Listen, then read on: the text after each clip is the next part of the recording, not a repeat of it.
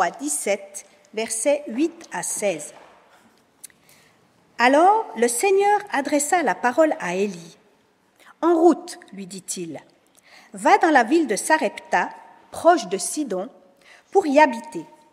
J'ai commandé à une veuve de là-bas de te donner à manger. » Élie se mit donc en route pour Sarepta. Lorsqu'il arriva à l'entrée de la ville, il vit une veuve en train de ramasser du bois. Il l'appela et lui dit « Apporte-moi, je te prie, un peu d'eau à boire. » Elle partit en chercher, mais il la rappela et lui dit « Apporte-moi aussi un morceau de pain. » « Par le Seigneur vivant, lui dit-elle, ton Dieu, je te jure que je n'ai pas de pain, répondit-elle. Il ne me reste qu'une poignée de farine dans un bol et un peu d'huile dans un pot. Je suis venue ramasser quelques bouts de bois. Je vais aller préparer ce qui nous reste pour mon fils et pour moi-même, et quand nous l'aurons mangé, nous n'aurons plus qu'à mourir. « N'aie pas peur, lui dit Élie. Va et fais comme tu l'as dit. Seulement, tu me prépareras d'abord une petite galette avec du pain que tu m'apporteras. Ensuite, tu en feras une pour toi et une pour ton fils. En effet, voici ce que déclare le Seigneur, le Dieu d'Israël.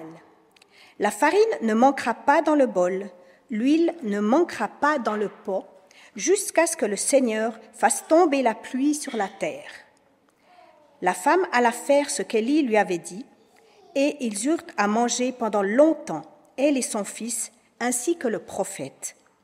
La farine ne manqua pas dans le bol, ni l'huile dans le pot, conformément à ce qu'Élie avait annoncé de la part du Seigneur.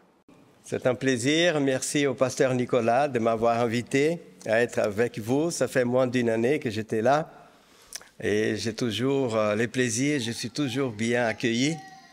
Et ça me fait plaisir, votre chaleur. Et j'aime partager la parole de Dieu avec vous. Et comme j'ai dit souvent, et c'est vrai, quand je vais parler, je ne pense pas à ce que l'Église a besoin. Je ne connais pas, je ne sais pas, je ne demande jamais au pasteur, parce que sinon ça va fausser mon jugement. Je ne peux pas dire l'Église a besoin de ça et ça. Non, c'est le Seigneur qui sait. Alors quand on m'invite, ça fait... c'est pas 6 ou 7 mois, je commence à penser, je lis ma Bible, je prie, et quand vient un sujet comme ça que j'aime et qui est important pour moi, je dis voilà, je vais partager ce sujet. Et j'ai eu une expérience intéressante hier, les sujets étaient préparés, je prépare dans l'ordinateur, après je passe à l'iPad parce que c'est plus facile qu'un papier. Et quand je vais l'enregistrer dans mon dossier prédication, j'avais mis les titres « Dieu nous guide au cas par cas ». Et j'avais regardé, est-ce que j'ai déjà parlé au boulevard de la Cluse sur ces sujets, que je vais vous parler d'Élie un peu. Et j'ai dit, boulevard de la Cluse, prédication 2017, Dieu nous sauve au cas par cas. Je dis, mais c'est pas possible. Déjà, je n'aime pas répéter les prédications dans les églises, parce que sinon ça donne l'impression de paresse. Voilà, j'aime toujours faire une ou l'autre un sujet sur les baptêmes. J'ai déjà répété parce que j'ai trouvé particulièrement important. Mais j'ai dit, mais non, mais bon, même si ça fait 6 ans, les gens ne vont pas peut-être se rappeler, mais j'étais gêné, j'ouvre. J'ai dit, ouf, c'est pas exactement... Voilà, il y a l'expérience de 2 personnes que nous allons voir, 2 veuves à l'époque d'Élie et Élisée, mais il y avait beaucoup d'autres choses que j'avais pensé. L'objectif pour nous ce matin, et c'est pour moi aussi, ça me fait du bien et je vous partage, c'est toujours d'avoir dans l'esprit que Dieu ne nous guide pas de la même façon. Ça, nous le savons. Mais des fois, ce n'est pas facile à accepter qu'il y ait des personnes qui ont une vie beaucoup plus facile, voilà, ça semble bien pour ça, et moi, je n'ai pas eu l'opportunité d'avoir ça dans la vie, ou, c'est pas, un mariage, des enfants, ou une profession, ou quelque chose que je voulais, ou la santé, et l'autre en a, Ou des fois, l'Église prie pour certaines personnes, Dieu guérit. J'ai déjà vu pratiquement des miracles. Et je me rappelle, c'était ici, à l'hôpital. Ça fait une quinzaine d'années, hein. Un enfant de l'Église lusophone avait la septicémie, je crois. Hein. Voilà, il était donné pour mort, là. On était à l'église de Genève, on priait, et on priait déjà depuis une semaine, mais les médecins ont dit, c'était un samedi matin vers 10h, a dit aux parents, si vous avez un pasteur, quelque chose, voilà, c'est fini, on ne peut plus rien faire pour les gamins, un gamin de 8 ans. Je me souviens, on était à l'école du sabbat et les pasteurs, Daniel Cordaz à l'époque, il est parti en courant parce qu'ils ont dit, ah là, l'enfant est parti. Mais on a continué à prier pour les parents, des choses comme ça. Et on ne sait pas comment, même les médecins ont dit, on n'a jamais vu ça. L'enfant est reparti comme une vieille voiture. L'enfant est reparti, il avait déjà fait plusieurs arrêts cardiaques. D'ailleurs, il avait des taches comme ça, de nécrose déjà. Et l'enfant est reparti, et après il revient. Et c'est un gamin très beau aujourd'hui, d'une vingtaine d'années. Aucune tache, rien, tout a disparu. Alors, j'ai déjà vu des choses, et vous avez déjà vu par la prière de l'Église. Il y a des choses qui se font. Alors, mais des fois, on prie, la personne décède à côté. Dieu guérit un. Et si j'ai dit quelque chose ici, qu'il y a quelqu'un, voilà, je ne connais pas, hein, si ça vous touche comme ça. Pour un, Dieu a guéri, l'autre avait la même maladie pratiquement, rien, et la personne part. C'est facile de dire, comme on a parlé, n'est-ce pas, Jacinto, ce matin, à l'école du sabbat, oui, mais Dieu est sage, il sait ce qu'il fait, un jour on va tous donner gloire. Oui, mais pour l'instant, nous sommes là. C'est un exercice mental difficile que nous devons faire. Dieu sait ce qu'il fait, bien sûr. Il est super puissant. On a vu ce matin des éclairs qui sortent de son corps. Il est une boule de lumière, déjà le soleil, mais c'est une poussière. Imaginez-vous Dieu. Tout s'est sorti de son corps. Sans compter son amour, il a envoyé son Fils unique qui est un Dieu aussi. Mais des fois, il ne résout pas notre problème rapidement. Et pour l'autre, ça a été rapide. Et c'est là qu'entre la foi. Un jour, il va nous expliquer et nous allons dire, tu avais raison. Pour l'instant, c'est par la foi. Et la Bible nous aide à comprendre ça. C'est pour ça que nous devons toujours nous remémorer. Parce que, comme on a dit ce matin à l'école de sabbat, tous les cas que vous pouvez vivre, il y a un exemple biblique. Et aujourd'hui, nous allons méditer sur 4 personnes, 2 veuves de l'époque d'Élie et Élisée. Ils ont vécu autour de 850 avant Jésus-Christ. Okay? Ça fait presque 3000 ans. Ils étaient de la même époque. Élie a eu un ministère, ensuite il a appelé Élisée pour être son disciple, le préparer. Et quand Élie est parti au ciel, Élisée reste à sa place. Élie a été prophète, selon la Bible. Il dit plus ou moins les dates pendant autour de 14 ans. Et Élisée autour de 70 ans qu'il a été prophète parce qu'il a été appelé plus tôt. Et tous les deux ont des destins complètement différents. Vous connaissez. Élie monte au ciel dans un char de feu. Pour beaucoup de fois aujourd'hui, pour l'homme moderne, pour croire à ça. Mais nous croyons. À la fin de son ministère, Dieu vient le chercher, il part au ciel, vivant. Et nous pensons, bravo, il méritait, c'est un homme qui a lutté contre les prophètes de Baal, il était fidèle, il méritait. Il ne méritait rien du tout. On va par la grâce du Seigneur. D'ailleurs, Dieu ne l'a pas pris parce qu'il était parfait, c'est justement parce qu'il n'était pas parfait que Dieu l'a pris. Et on va voir à la fin. Mais Dieu avait un but. Je vais prendre Élie, je vais l'amener vivant, parce que d'ici presque 900 ans, je vais avoir besoin de lui pour encourager mon fils, juste avant sa mort, pour qu'il ne fasse pas comme Élie. Que quand je vais lui donner un ordre, qu'il aille jusqu'au bout, même si cet ordre est inimaginable. Élisée a fait un ministère de 70 ans, pratiquement parfait.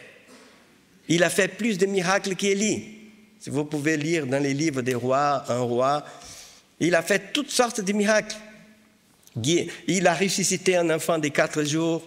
On parle de Jésus, les plus grands miracles. Lazare, de 4 jours qui sentait. Et Élisée a fait la même chose. Parce que l'enfant est mort, sa maman va appeler Élisée qui était au Mont Carmel. La Bible nous donne l'endroit où elle habitait.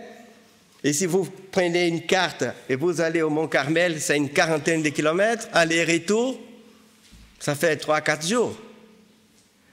Et quand il arrive, il ressuscite cet enfant. Il fait flotter une hache sur l'eau, comme Jésus a marché sur l'eau. Il multiplie la nourriture pour des gens. Avec la cape d'Élie, il fait les Jourdains se partager en 2, il passe à sec. Il a fait des tas et des tas de miracles. Et quel est le destin d'Élisée?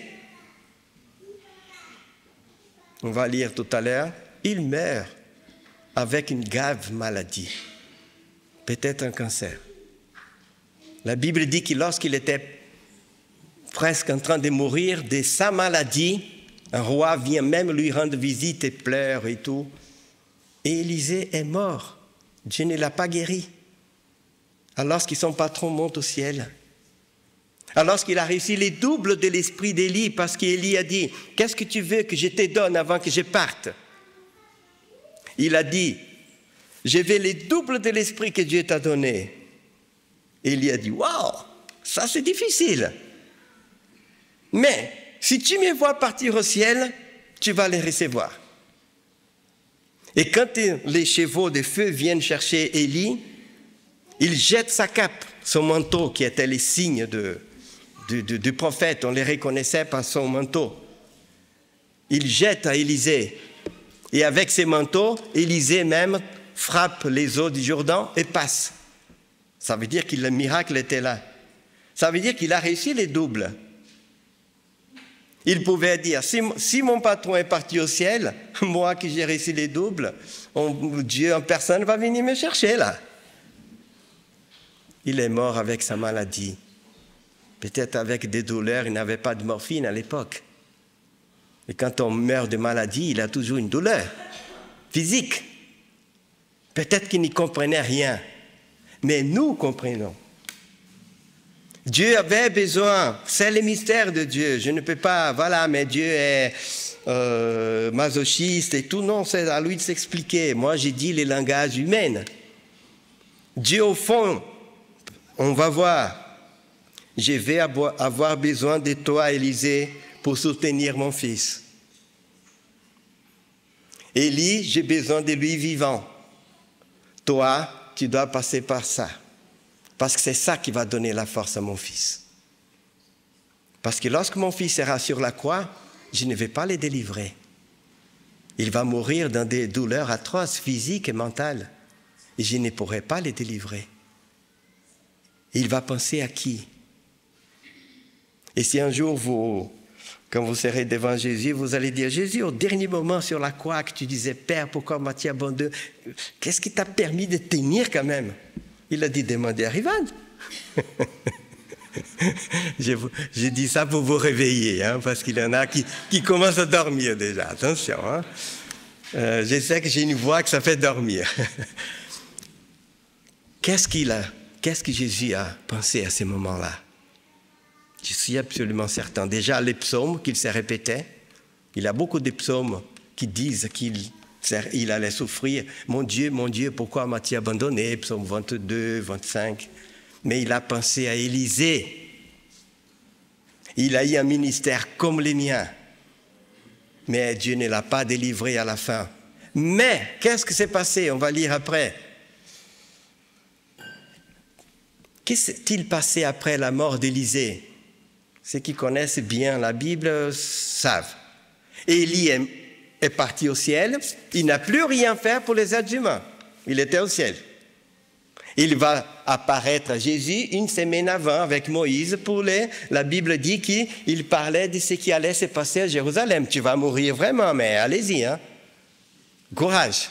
Au fond, c'était ça.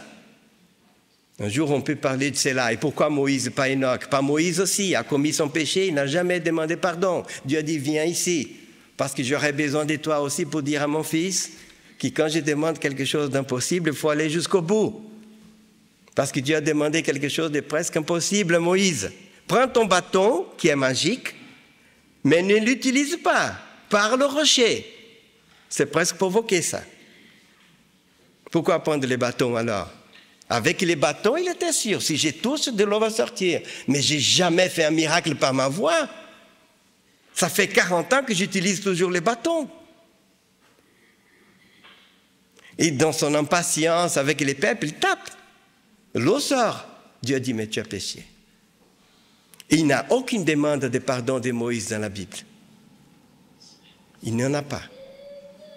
Ah, peut-être qu'il a demandé, Dieu l'aurait montré peut-être, parce que c'est très important. Il dit, Seigneur, laisse-moi entrer, s'il te plaît, je suis déjà devant la terre, à la frontière, là, je suis sur le Jura, je regarde la vallée de Genève, c'est pas possible. Parce que Dieu a dit, tu montes, tu vas voir, mais tu ne vas pas entrer. Il demande, Seigneur, tu es tellement bon, laisse-moi entrer. Ce n'est pas demande de pardon, ça. Et Dieu dit, non, tu ne parles plus de cette affaire. Et il part au ciel. Ça nous donne beaucoup d'espoir.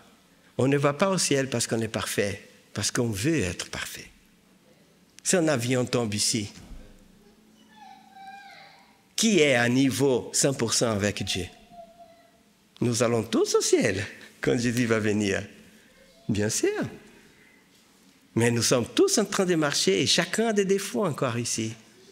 Et des choses qu'on n'a même pas confessées, mais qu'on sait, mais qui ont, c'est pas des choses qui sont là.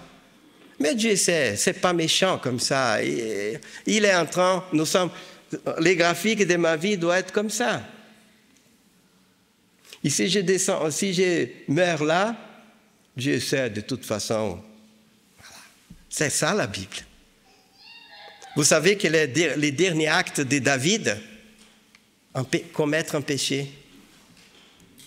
Il a 70 ans, il est dans son lit, il va mourir, il appelle Salomon.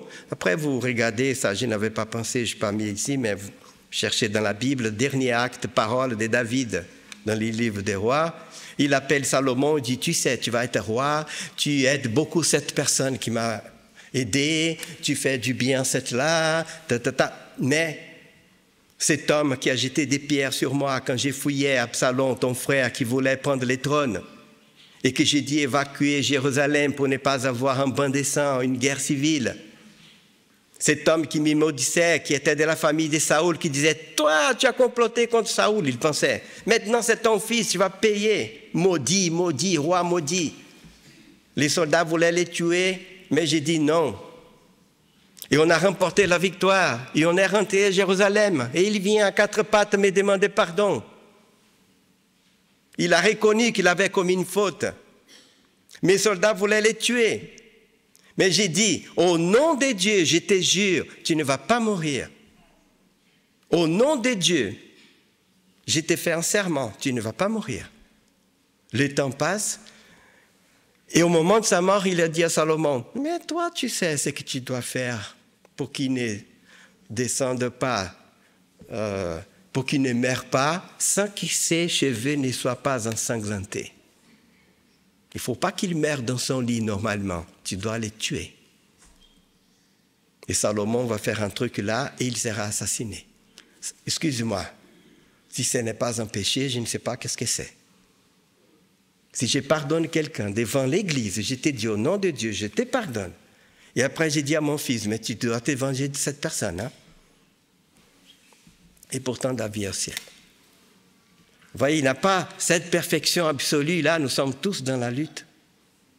Alors, j'aimerais juste vous citer, parce que le temps passe vite. Il a une famine à l'époque d'Élie. Et Dieu dit à Élie, va, et c'est 1 Roi 17, on a lu ici. Va chez une veuve qui habite en Phénicie. C'est le Liban aujourd'hui. La capitale de Baal. Parce qu'il est roi, sa femme Jézabel, qui adore Baal, veut te tuer. Tu vas te cacher là même où elle n'imagine même pas. Et une veuve va te soutenir. Imaginez-vous à l'époque, les veuves, comme avaient la difficulté à vivre. Les prophètes arrivent Il dit, s'il te plaît, est-ce que tu peux me donner un peu d'eau? Elle est là au village, autour du puits. Elle va chercher de l'eau et dit, ah, tu peux me préparer une galette de pain aussi? Elle reconnaissait que c'était un prophète d'Israël. Et elle connaissait peut-être et respectait les dieux d'Israël. Elle a dit, ah, je te jure, je n'ai plus rien. Je n'ai qu'une petite portion d'huile et de farine. Je vais faire un gâteau pour mon fils et pour moi, après nous allons attendre la mort. Il a dit, pas de problème, mais fais d'abord pour moi, un petit. Et après pour toi et ton fils. Vous vous souvenez des versets? Cherchez d'abord les royaumes de Dieu. Mettez les royaumes de Dieu en premier. Ces prophètes représentaient les royaumes de Dieu. Et cette femme le savait. Et Dieu savait qu'elle avait la foi de le faire. Sinon, il n'allait pas envoyer cet homme. Et elle est allée pour le faire. Mais il a promis, il dit, car ainsi dit l'Éternel, les dieux d'Israël, la farine ne va pas manquer, ni l'huile dans ta bouteille, jusqu'à ce que Dieu fasse pleuvoir à nouveau. Et la famine, c'était 3 ans et demi. On pense qu'une année était déjà passée, il est resté encore minimum 2 ans. Et la Bible dit qu'elle a eu la foi, elle a fait, elle a donné un prophète, et la Bible dit qu'il est resté habité avec elle jusqu'à la fin de la famine, et elle a nourri toute sa famille. Il y a des versets qui disent « elle, les prophètes et les fils », ou soit « elle et sa famille ». Bon, de toute façon, la Bible dit que l'huile qu'il y avait dans la bouteille n'a pas augmenté, n'a pas diminué, est restée constante. La farine qu'il y avait n'a pas augmenté, n'a pas diminué, est restée constante. Ça pouvait donner pour les 3. Pourtant, ce premier exemple, comment est-ce que Dieu va résoudre les problèmes de cette veuve? Il ne va pas augmenter. Ça va rester toujours comme ça. C'est une époque de famine. Tous les jours, tu dois avoir la foi. C'est une nourriture pour 2 personnes, mais 3 vont manger. Parce que mon prophète, je suis là avec vous. Et pendant peut-être 2 ans, elle voulait bien que ça augmente. Combien de fois j'ai déjà demandé au Seigneur un stock de bénédiction pour ne pas tous les jours aller demander, Seigneur, surtout des fois financièrement, Seigneur, s'il te plaît, quelque chose sur les comptes, parce que je me souviens, un jour j'étais étudiant pour acheter une batterie pour la voiture, c'était... Je cherchais des plaquettes de francs, j'allais à la casse à Genève. En plein hiver pour démonter. J'ai pleuré, j'ai dit, mon Dieu, mais quelle humiliation. Et mes mains, ça faisait mal. Mais c'était mon choix et tout allait bien. Et je n'avais pas faim et la famille, on ne se bagarrait pas. Mais c'était dur. Mais j'aurais aimé avoir 10, 20 000 francs comme ça sur un compte, comme ça, j'ai pas de problème. Et à ces moments-là, Dieu n'a pas fait ça. Des fois, nous voulons. Des fois, on voulait que Dieu nous guérisse totalement, mais il dit, ma grâce te suffit là. Même Paul a demandé, Seigneur, guéris-moi. Non, ma grâce te suffit. Peut-être que je t'ai guéri, tu vas créer des ailes. Paul, je te connais. Hein? Tu es tellement orgueilleux déjà, tu dis, je suis le meilleur. Il n'avait pas de meilleur spécialiste de la loi que moi. Je n'ai jamais appris de Jésus-Christ avec les apôtres, c'est moi tout seul. Dieu sait comment il doit nous traiter. Je sais que cette femme, pourtant, premier exemple, Dieu n'a pas augmenté Dieu, tous les jours. Deuxième exemple, c'est l'exemple d'Élisée. La référence, si vous voulez, c'est 1 Roi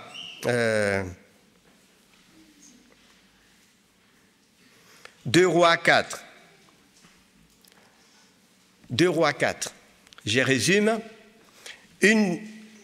2 Rois 4, verset 1. Un jour, une femme dont les maris avaient été membres des groupes des prophètes, il avait une école, genre école de théologie, école des prophètes, voilà les textes, vint trouver Élisée et les supplie de l'aider. Élisée lui dit-il, tu sais que mon mari était un fidèle adorateur du Seigneur, Maintenant, il est mort.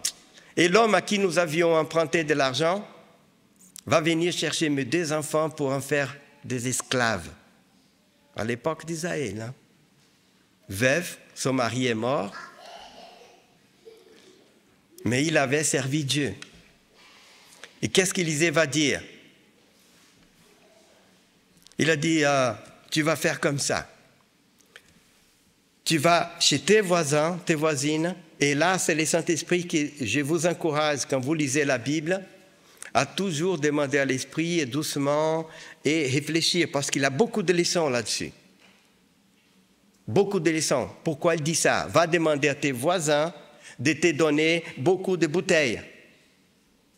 Voilà. Tu prends l'huile que tu as chez toi, tu as un peu d'huile encore, d'huile d'olive, oui.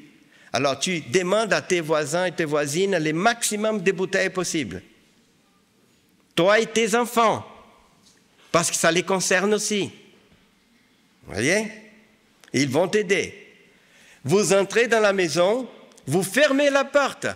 Voilà, puis rentrer chez toi avec tes enfants et ferme bien la porte. Je n'ai pas le temps ici, ça devait être un séminaire sur ça, mais pourquoi ferme bien la porte? Vous vous souvenez ce que Jésus a dit? Quand tu vas demander quelque chose au Seigneur, rentre dans ta chambre là et ferme la porte. Ça veut dire que c'est un contact direct avec Dieu que tu vas voir, la foi là. Et tes enfants vont t'aider. C'est exactement ce que Jésus faisait. Il a fait les miracles, mais qui distribuait? C'était les disciples, pas Jésus. Ça veut dire que nos enfants doivent participer aussi de nos épreuves, voir notre comportement pendant l'épreuve. Est-ce qu'on va se plaindre de Dieu? Ah, la vie est toujours difficile, ah, cette église m'embête, c'est pas quoi. Il faut qu'ils participent pour qu'ils puissent aussi recevoir la bénédiction, la grâce. Rentre, ferme la porte et tu vas verser l'huile dans les bouteilles. Et tes enfants, ils insistent. Si on peut passer le verset suivant, il insiste pour dire que les enfants vont être là pour aider. C'est tes enfants. La femme est là, donc, elle fut chez elle avec ses enfants. Elle ferma la porte. Les enfants s'est mis à lui passer les récipients. Vous voyez? Tout ça, il a des leçons qu'il faut réfléchir. Qu'est-ce que ça veut dire? Pour notre vie, pour notre relation, pour nos enfants. Après, Jésus va faire la même chose avec les disciples. Même lui, il a pris d'Élisée. Et plus encore nous. Voilà, ils sont là en train de remplir. Après, verset suivant, à certains moments, elle dit à l'un des enfants, passe-moi encore un récipient vide. Mais ils étaient tous pleins. Et l'enfant lui dit qu'il n'en avait plus. Alors lui, il s'arrêta. Vous voyez, Dieu s'arrête, la bénédiction s'arrête si on ne demande plus. Tant qu'il avait des bouteilles, c'est infini. Tant que je demande, mais c'est elle qui s'arrête. Verset suivant, la femme va raconter au prophète, il n'avait pas encore dit ce qu'il fallait faire. Elle dit, maintenant tout est là, les bouteilles sont pleines. Qu'est-ce qu'il dit? Va vendre cette huile et rembourse ta dette. Ce qui te restera d'argent vous permettra ensuite de vivre, toi et tes enfants, jusqu'à ce qu'ils grandissent, qu'ils travaillent, voilà. Dans cet exemple, qu'est-ce que Dieu a fait? Avec l'histoire d'huile, de veuf aussi. Là, je vais régler tout de suite. Je ne peux pas rester là 2 ans. La veuve d'Élie, ce n'est pas un problème. Il n'a pas de dettes à payer tout de suite, c'est juste chaque jour. Je n'ai pas besoin de résoudre son problème d'un seul coup. Mais cette dame-là, soit je résous maintenant, soit demain, ses enfants sont esclaves. Il y a des choses qu'on prie au Seigneur. Seigneur, telle personne va être opérée, là, au cœur ouvert, c'est pas quoi. Soit la personne est guérie, soit elle va partir, selon les médecins. Il n'a pas 1000 solutions. Il y a des bénédictions et des bénédictions qui, soit Dieu résout, soit il ne résout pas. Dans ma jeunesse, Dieu, des fois, il traînait, il ne résoudrait. Résolvait, merci. Résolvait tout de suite parce que tu es fort, Ivan, il veut du calme. Si tu étais peut-être plus vieux, oui, j'aurais fait un petit geste parce que quand plus l'âge arrive, plus on est fatigué et la foi c'est plus difficile. Elle est différente. Mais non, tu dois. Qu'est-ce que la Bible dit? Il faut mettre quoi dans les petits taureaux? Les jours tant qu'il est jeune, parce qu'après il ne veut plus. On dit non, tu es jeune, tu vas supporter un peu là. Il y a des moments où Dieu peut dire non, tu es fort, Voilà. Je ne dis pas ça avec des involtures parce que je sais que la souffrance, on ne joue pas avec ça. Et on parlait ce matin de la souffrance de Rebecca, qui à cause de son péché, son fils doit partir. Et quand il revient 20 ans après, elle n'est plus, elle est morte. Il y a des souffrances, même si Dieu a pardonné, mais il y a des souffrances qui sont terribles. Mais Dieu est là pour nous soutenir. Vous voyez deux exemples merveilleux que je trouve dans la Bible. À cause du temps, on ne peut pas entrer dans tous les détails, mais Dieu va résoudre un tout de suite et un autre, parce que ce sont deux cas différents. Et pour compléter cette méditation par rapport à Élisée, je vais essayer de j'ai noté.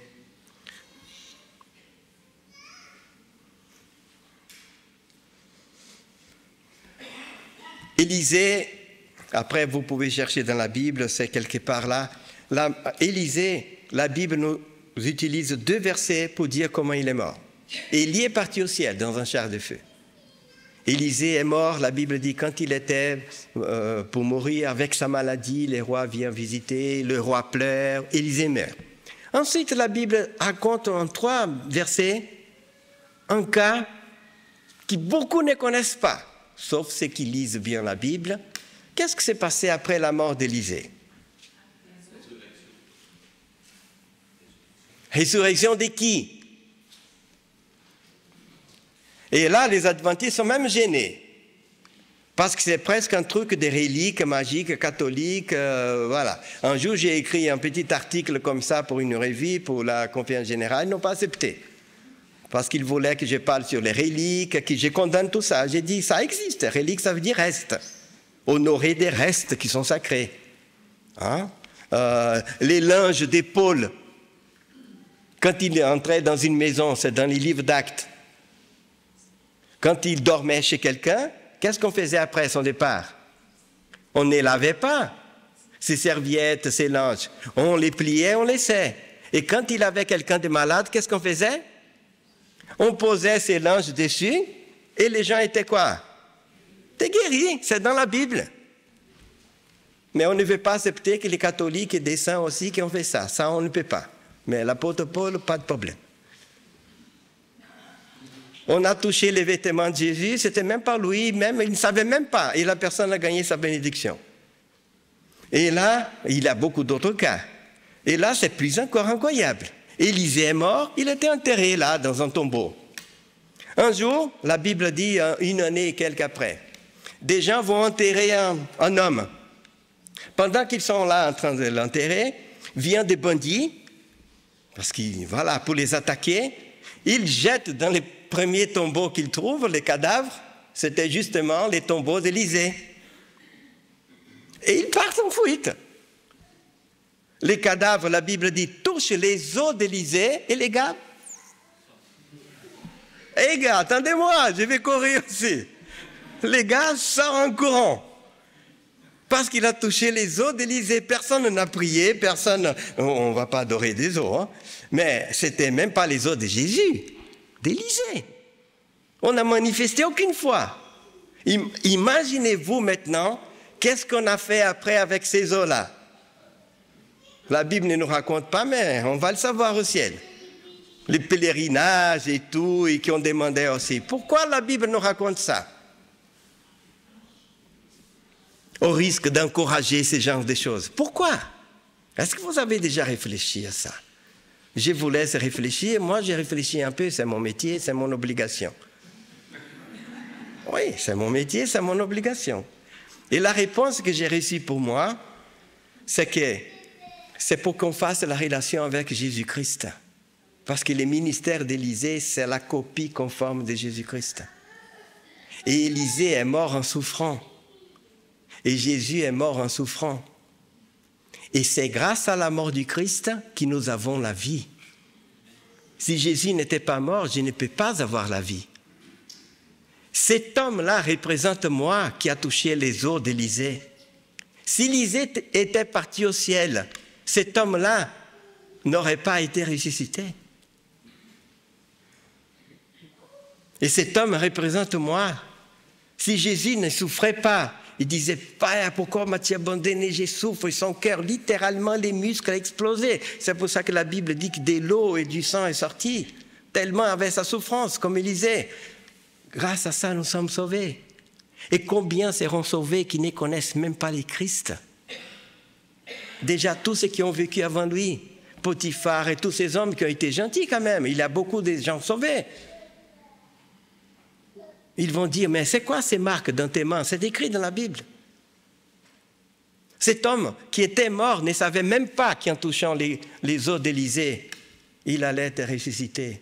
Et beaucoup vont acquérir la vie éternelle grâce au Christ même sans le savoir. Et je suis absolument certain que sur la croix, Jésus, le Saint-Esprit a dit, souviens-toi d'Élysée qu'après sa mort, grâce à sa mort, cet homme-là est ressuscité. Tu vas mourir, Dieu ne t'a pas délivré, mais ça ne veut pas dire que tu es maudit.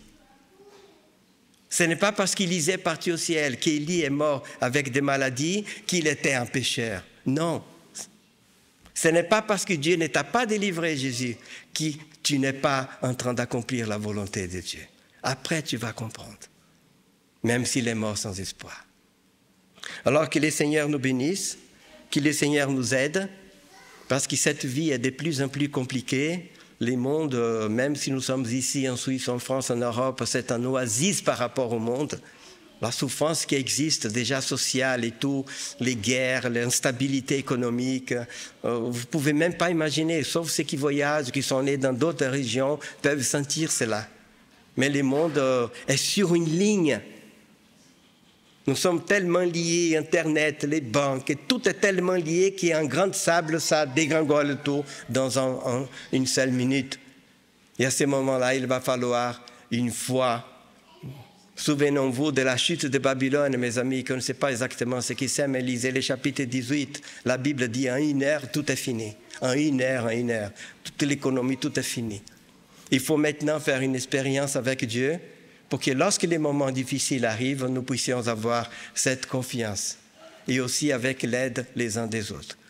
Que le Seigneur nous aide, nous bénisse, et qu'un jour, comme on a parlé ce matin, que nous puissions déjà aujourd'hui dire, Ivan, même si Dieu ne te délivre pas, un jour tu vas dire, Saint, Saint, Saint, Dieu, tu es parfait, merci, merci, merci. Un jour, nous allons tous donner gloire. Mais les jours où nous serons dans une tristesse et un moment très difficile, essayons de soutenir. Je parle souvent de ça. Soutenons-nous les uns les autres. Parce que tout seul, on ne peut pas. Nous ne pouvons pas avancer tout seuls. Sinon, Dieu n'aurait pas inventé la question de la communauté. Que Dieu nous bénisse, nous encourage et que nous continuons à étudier sa parole, même ces livres des rois, c'est pas quoi. Il a de belles choses là toujours. Et que nous puissions demander à l'Esprit de actualiser tout cela afin que nous puissions être encouragés et aussi encourager ceux qui sont autour de nous. Que le Seigneur vous bénisse et rendez-vous à la prochaine fois.